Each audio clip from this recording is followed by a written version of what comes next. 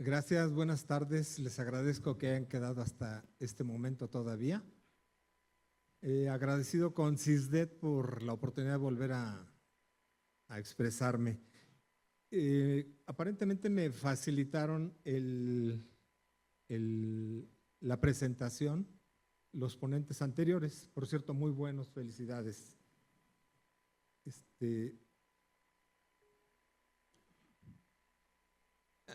Aquí voy a tener alguna controversia con el doctor Pedro Sánchez. Inicialmente estaba de acuerdo con él. La osteoartrosis es diferente a la osteoartritis. En el español, la osteoartrosis se habla de una enfermedad degenerativa crónica que es multisistémica, progresiva e incapacitante. Pero como afecta al cartílago articular, la membrana sinovial, el hueso subcondral, la cápsula articular y músculos, al final, desde el punto de vista histopatológico, es una osteoartritis, término que se le daba a la enfermedad autoinmune como la artritis reumatoide. ¿Cuál es la diferencia? La osteoartrosis es una enfermedad degenerativa. Cuando el paciente está en reposo, no tiene dolor. En cuanto empieza a caminar, empiezan las molestias. Y al revés, la artritis reumatoide provoca dolor cuando se está en reposo y mejora a medida que va avanzando el día. Quise tomar esto para ilustrar desde el punto de vista de la ortopedia. Quise hablar de esto porque es lo que más atendemos. Tenemos que entender la enfermedad, estadificarla para poder hacer una terapia congruente al estado actual del paciente y valernos de todo el armamental que tenemos desde el punto de vista médico como terapéutico, como lo que estamos viendo aquí. Esto con el objeto de darle una mejor calidad de vida. La incidencia de esta enfermedad se calcula que es el 10% en los mayores de 60 años, o sea que muchos de nosotros aquí la estamos ya padeciendo en el grado 1. En Estados Unidos, que es donde llevan las mejores estadísticas, hay aproximadamente 28 millones de afectados. Es la cuarta causa de discapacidad mundial. Y en México, con 130 millones de habitantes, se calcula que tenemos alrededor de 10.5 millones de casos. Generalmente afecta más a la mujer. Esta enfermedad se lleva del 1 al 2.5 del Producto Interno Bruto de cada país. En Estados Unidos también, de Norteamérica, el costo anual está calculado en alrededor de 60,000 millones de pesos. Entonces, las articulaciones más afectadas suelen ser las articulaciones grandes y con mayor movimiento. Entre ellas, la rodilla, en primer lugar, luego la columna lumbar, la columna cervical, las manos, la cadera y por último el tobillo. El tobillo casi no se documenta. A pesar de que es una articulación grande y con mucho movimiento, todavía no se entiende por qué no tiene ese grado de afectación. Los factores de riesgo los podemos dividir en locales y generales. Los locales son anomalías previas. Por ejemplo, traumatismos. Esta es una última fractura que me tocó atender hace unas 2 semanas. Yo le digo, el diagnóstico mío dice caída de la mortálica, de la moto, porque provoca este tipo de lesiones muy graves. Fracturas que aunque hagamos todo nuestro esfuerzo por armarlas anatómicamente bien, el daño, ay, qué bueno que me pasaron acá, el daño que se estableció, ya nadie se lo quita, decimos ya ni Dios se lo quita. Las otras deformidades angulares, inestabilidades ligamentarias, lesiones meniscales o deformidades en genu, varo o en valgo. Otros factores, la sobrecarga articular intensa en los atletas, así que se aplican muy a fondo. Y la actividad laboral muy intensa, como estibadores o cargadores. Este es otro caso que tenía antes. También está condenado a la degeneración de la articulación o a una artrosis temprana, por lo menos. Los factores generales se dividen en dos, modificables y no modificables. Los que no podemos alterar es la edad, el sexo y la genética, pero los que sí tenemos que modificar es el sobrepeso. El sobrepeso se considera como una enfermedad inflamatoria crónica, enfermedades metabólicas, y hay que cambiar nuestros hábitos de nutrición para incrementar la fuerza muscular y con ello también la densidad mineral ósea. No me voy a detener a la fisiopatología de la osteoartritis porque se me acaban los 15 minutos, pero sirva para ilustrar que afecta todo lo que les había dicho. Entonces estamos hablando de que en el primer estadio dura muchos años, muchos ni siquiera nos damos cuenta que la tenemos, se va manifestando por un adelgazamiento del cartílago articular y va progresando a empezar a dar dolores. Ay, me duelen las rodillas cuando subo o cuando bajo escaleras, o ya no puedo hacer una sentadilla, o cuando caminé mucho, etcétera. Empieza el segundo estadio, que es un adelgazamiento mayor de ese cartílago articular, con una menor capacidad para la absorción de los impactos, porque se hace menos, el amortiguador es más débil, hasta que finalmente se empieza a fragmentar ese cartílago, se va perdiendo y va dejando el hueso pelado. Nosotros le llamamos el hueso ebúrneo.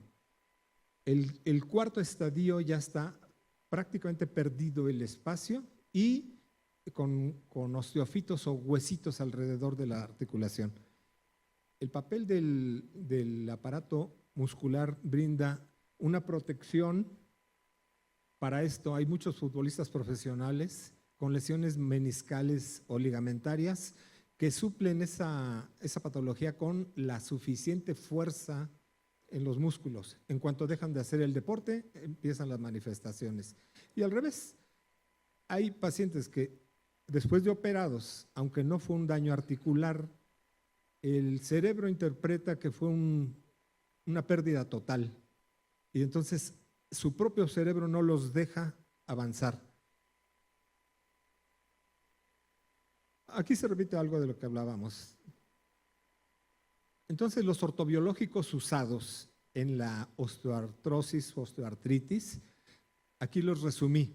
Desde el ácido hialurónico, los hilanos de los diferentes pesos moleculares, el plasma rico en plaquetas, que es el más estudiado en este momento, el aspirado de la médula ósea, que es lo que yo hago personalmente, el aspirado y aplicación cruda, y el concentrado de médula ósea.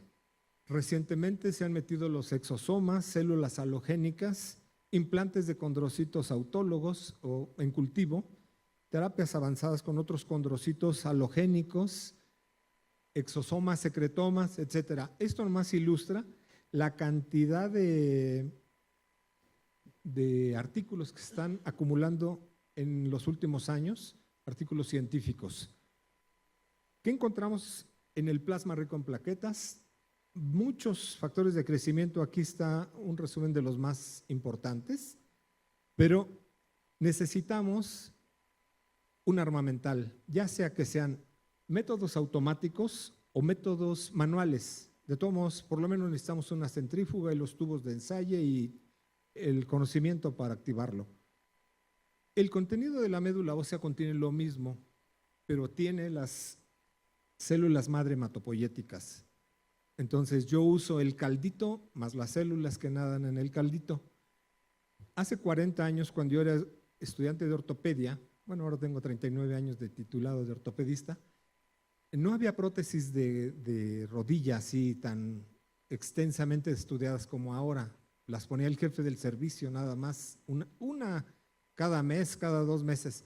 Los demás, cuando encontrábamos una artrosis grado 4, hacíamos una artrotomía, hacíamos unas perforaciones hasta el hueso subcondral en el sitio donde estaba la ausencia del cartílago, se llaman perforaciones de Brady, y eso lograba sacar un cartílago o fibrocartílago que aunque no no tenía la misma función que el cartílago hialino original, por lo menos le quitaba el dolor al paciente y le daba una sobrevida de 15, 20 años. Yo en lo personal tengo pacientes que tienen 40 años operados, desde que yo salí empecé a operar y todavía están útiles, todavía andan jugando fútbol. Se considera a el cartílago, el hueso y el líquido articular como una unidad osteocondral en la que en los últimos años se ha estudiado que no es bueno hacerlo. Las empresas, en su afán de seguir vendiendo, nos han promocionado el uso de unos microfracturadores en el estudio en el tratamiento de la osteoartrosis cuando hace uno las artroscopías. También dice que ya no vale la pena hacerlo. Entonces, el aspirado de la médula ósea se está haciendo desde el año 2000 en forma ya documentada. Yo la base que tengo de la experiencia es en personalmente son como 600 casos, pero mi fundamento está en una serie de 8,000 casos. Aspiro directamente la médula ósea cuando hago el procedimiento de la artroscopía, tomo de la metáfisis proximal de la tibia y la inyecto directamente previo andamiaje con un colágeno hidrolizado. Este procedimiento es barato, no necesito de ningún equipo y muy seguro. No va a despertar reacciones adversas, no va a transmitir enfermedades, aunque técnicamente es más inferior al concentrado de médula ósea. No uso el concentrado porque cuando uno centrifuga las células madres se mueren. Apenas aguantan 300 o 400 revoluciones por minuto. Si les das más, se estallan. Entonces, de nada sirve desde mi punto de vista. La única ventaja es que las concentra, pero es una alternativa para todos los que tratamos pacientes pobres. En México, el que no tiene dinero no puede aspirar a esto. Acabo de ver 2 pacientes. Una tenía un diferimiento para consulta de ortopedia a 5 años en una institución pública. La otra estaba muy contenta porque su cita era en 9 meses, pero andaba a rastras. Entonces, ¿qué hacer cuando tenemos un paciente obeso, viejo, con enfermedades, que ya no es útil su médula ósea porque no quiso cambiar sus hábitos o no los puede? Tenemos que usar los nuevos alternativas, exosomas, secretomas, células halogénicas, mesenquimales, implantes de condrocitos autólogos. Ahora les digo cómo. Son los secretomas, ya han hablado mucho de ellos, me los salto. Está esta otra técnica que se toman las células del cartílago articular, está patentado esto en España, se meten en una máquina que las disgrega y se inyectan directamente en la cavidad articular, con muy buen éxito. Y por último, terapias más avanzadas con condrocitos halogénicos, es una tecnología desarrollada en el Instituto Nacional de Rehabilitación en México con este laboratorio, y estos son los autores. También muy confiable, muy bueno, sin complicaciones posteriores. La idea es que, aunque tenga 95, 96 años de edad, el paciente pueda volver a caminar. Y también usamos en México un término que decimos: cuando una patología está así, no le hagamos al engabanado. Aquí, por más células madre que le pongan, no le va a servir para nada. Lo mejor es ponerle una prótesis total de la rodilla. Y es cuanto.